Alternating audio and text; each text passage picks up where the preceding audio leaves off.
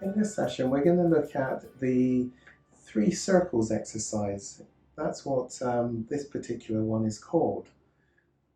What we are doing in this particular session is identifying your sobriety. It's not for me or indeed anybody else to identify what should be contained in your sobriety. What is the full extent of your sobriety? You see, there is a difference between sex addiction, sobriety, and let's say alcohol addiction, sobriety. If you consider the fact that with alcohol, with drugs, it's a cessation, a stopping, a discontinuation of all use of alcohol, of drugs. But with sex, with porn addiction, particularly the sexual side, it isn't so much that you are going to be stopping all sexual outlets because many clients, of course, are in a partnered relationship, in a sexual relationship with somebody else.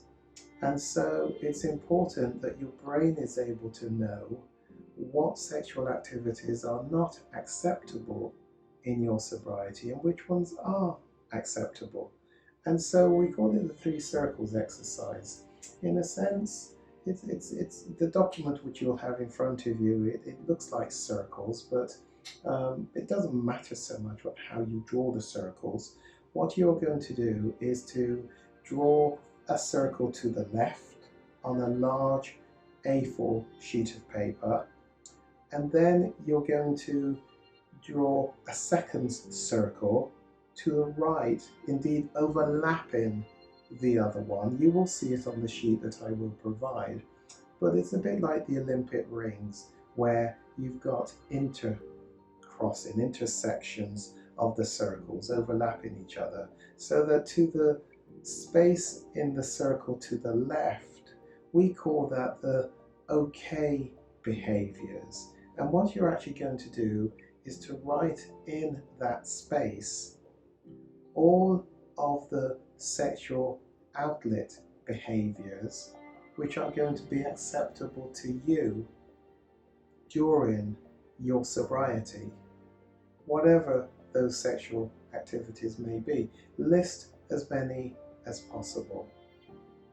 If you're in a partnered relationship, don't just put sex with my partner, actually list the different activities. I often joke to my clients when I see them face to face or online, and I talk about the fact that if they have, let's say, a dungeon underneath the house with whips and all sorts of things, I might have something to say as a contribution into their sobriety where they've decided using the dungeon, the whips, and the gadgets, etc., may not be the best thing to be doing at this point where they are working towards sobriety. We could talk about that. So the point is, in the okay behavior part of the circle, list there all of the activities, including with a female partner, that will be acceptable.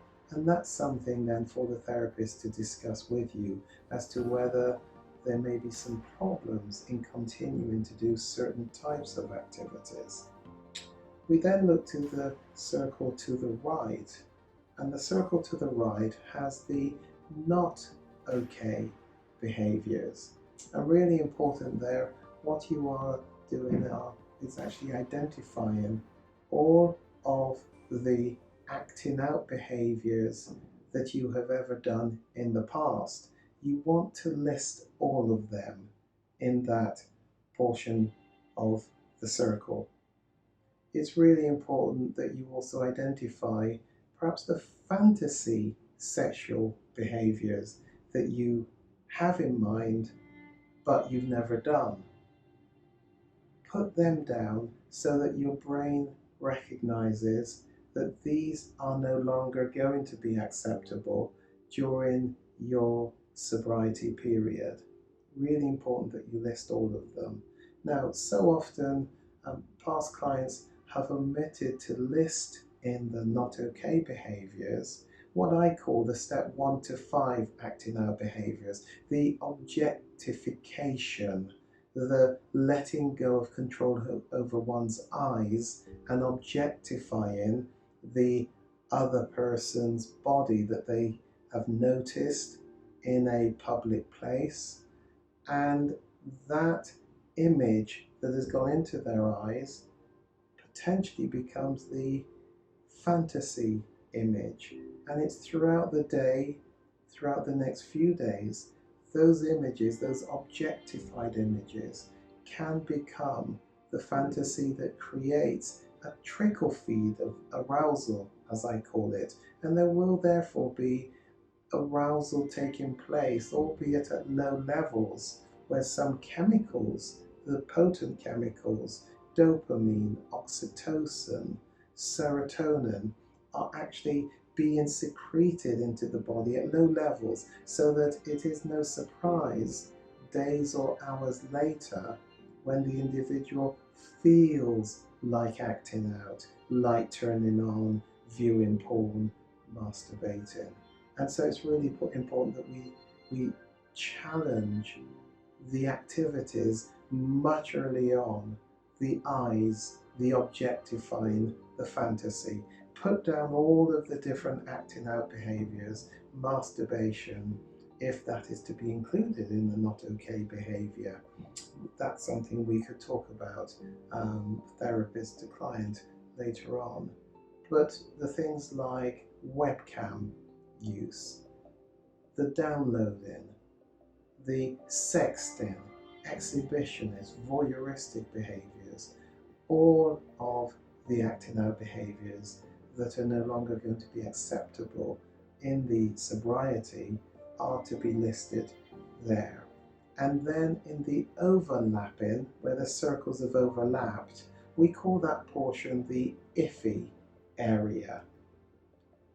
In the IFFY area, you are listing the activities, sexual activities, which you're actually not entirely sure whether they are going to be acceptable or not acceptable in your sobriety.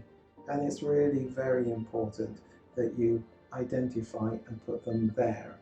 I always talk about brainstorming initially. By brainstorming, I mean just put down the okay behaviours as they quickly come into your mind, the not okay behaviours as they come into your mind, and the iffy behaviours. Just literally list them straight away, and then take some time to reflect on all that you have written.